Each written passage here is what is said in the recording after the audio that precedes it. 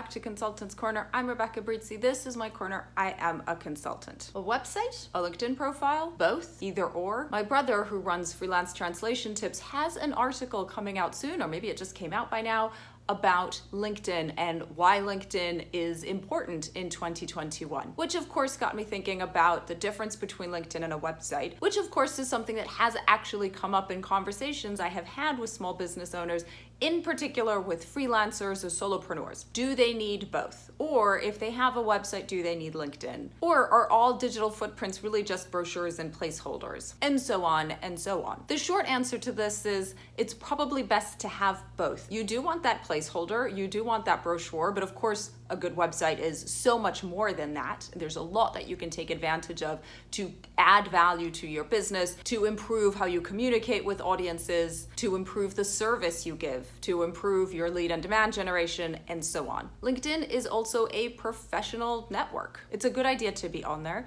both for the connections you can build and for having the standardized way to display your profile. It's the same format for everybody looking, so it's easy for people to absorb that information. What if you only want to use LinkedIn and not be troubled with a website? Well, if that is the case, then make sure you maximize everything LinkedIn has to offer. First of all, optimize your profile. Work with a LinkedIn or social media expert on what that means exactly. This is about getting the right keywords in the right place. This is about using all of the different elements that are offered on a LinkedIn profile. There's a lot going on there, and there are best practices at play. Getting the right words is also important. Using language that is appealing to your audience. Work with subject matter experts to get all these things right. The great thing about LinkedIn is it also offers content creation. You can use LinkedIn articles in place of a blog, for example. If you don't have a website that will host a blog, well, write an article once a week or once a month. Post it to LinkedIn, let that be your blog. And of course, you can also share videos and shorter posts on LinkedIn,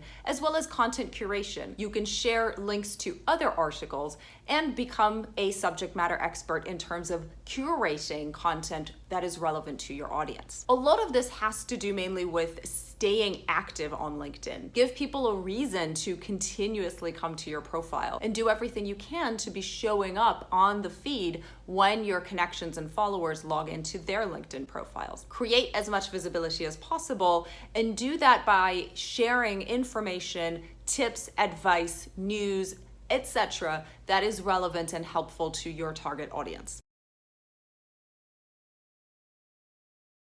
Very much as you would with a blog, with a website, with a YouTube channel, and so on. A website does give you more flexibility. You can do more with it, you can design it however you want, you can put whatever content you want. Consequently, it's also a bit more work because you have to make those decisions and then create those pages and then maintain that website. With more power comes more responsibility. Ultimately, you can achieve a lot of the same goals on both of them. That website does give you more flexibility. You can put more information on there. You do get more of those branding options. LinkedIn, of course, does offer you those connections in such an easy, seamless way. People are already on LinkedIn. You don't have to encourage them to connect to LinkedIn as you would with your website. So in conclusion, do both. Take advantage of both platforms, maximize what each one has to offer that is different than the other. A good starting place for using LinkedIn, in particular if you are a translator, is of course my brother's course on how to use LinkedIn. I'll link to that underneath the video. And before you design your website, before you decide what goes on there,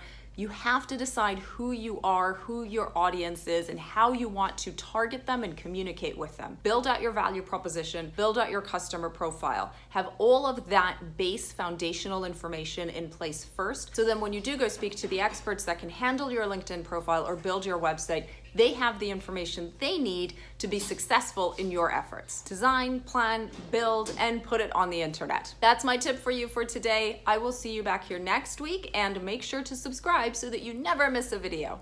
Bye now.